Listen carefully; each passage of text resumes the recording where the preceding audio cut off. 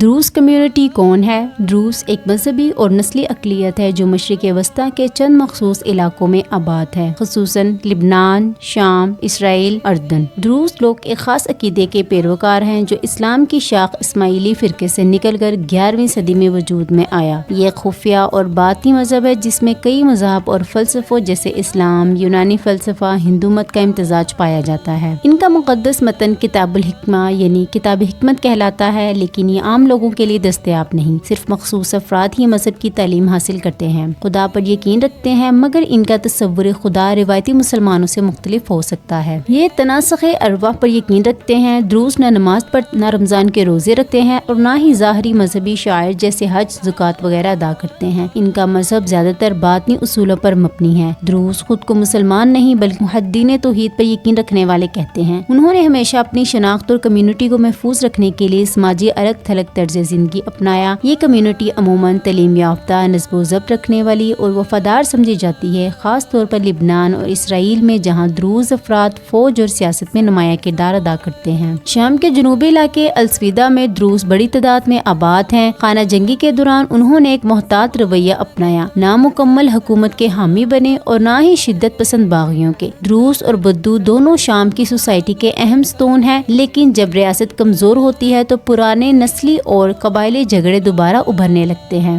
دروز خود کو المحدین یعنی توحید پر یقین رکھنے والے کہتے ہیں۔ ان کا مذہب اسلام سے الگ ہے، اگرچہ ان کی جڑیں اسلامی اسماعیلی فرقے سے جڑی ہیں۔ ان کا مذہب خفیہ نوعیت کا ہے اور صرف خاص افراد کو ہی اس کی تعلیم حاصل کرنے کی اجازت ہوتی ہے۔ دروز مذہب میں روایتی مذہبی رسومات نہیں ہوتی، نماز، روزہ، حج وغیرہ۔ اسرائیلی دروز مذہب کے لحاظ سے مسلمان نہیں کہلاتے بلکہ وہ ایک علیحدہ مذہبی شناخت کے حامل ہیں۔ ان کی زبان عربی ہے لیکن وہ عبرانی بھی بخوبی بولتے ہیں۔ اسرائیلی دروز ایک پل کی مانند ہے جو مشرق وسطیٰ کی متنوع اقلیتوں، ریاستی وفاداری، عرب ثقافت اور مخصوص مذہب کے درمیان کھڑے ہیں۔ اسرائیل دروز کمیونٹی کی سب سے بڑی خوبی یہ سمجھتا ہے کہ واحد عرب اقلیت ہے جو فوجی خدمات میں بھرپور حصہ لیتی ہے۔ سن 1956 سے دروز نوجوانوں کو جبری فوجی بھرتی میں شامل کیا گیا اور وہ نہ صرف شامل ہوئے بلکہ بہادری اور ایمانداری سے خدمات انجام دی۔ دروز افسران اسرائیلی فوج، پولیس، انٹیلیجنس اور سرکاری دفاتر میں اعلیٰ عہدوں پر فائز ہیں۔ دروز کمیونٹی نے کبھی اسرائیلی ریاست کے خلاف مسلح بغاوت یا فلسطینی تنظیموں کا ساتھ نہیں دیا، بلکہ انہوں نے ہمیشہ اسرائیل کے قانون کے تحت جینے کو ترجیح دی ہے۔ یہی وجہ ہے کہ اسرائیل انہیں ایک قابل اعتماد اقلیت سمجھتا ہے جن پر ریاستی ادارے بھروسہ کرتے ہیں۔ دروز لوگ عام طور پر تعلیم یافتہ، قانون پسند اور پرامن شہری سمجھے جاتے ہیں۔ وہ اسرائیلی سیاست میں بھی متحرک ہیں اور کئی بار اسرائیلی پارلیمنٹ کے رکن منتخب ہوئے ہیں۔ اسرائیل انہیں ایک ماڈل اقلیت کے طور پر پیش کرتا ہے، ایک ایسی اقلیت جو ریاست کے ساتھ مکمل ہم آہنگی میں ہو۔ مشرق وسطیٰ میں اکثر اقلیتیں اکثریتی حکومتوں کے ظلم کا شکار بنتی ہیں۔ اسرائیل دروز کو سپورٹ کر کے دنیا کو دکھاتا ہے کہ وہ اقلیتوں کے حقوق کا محافظ ہے، خاص طور پر عرب دنیا میں جب دروز یا کرد جیسی اقوام ظلم کا شکار ہوتی ہیں۔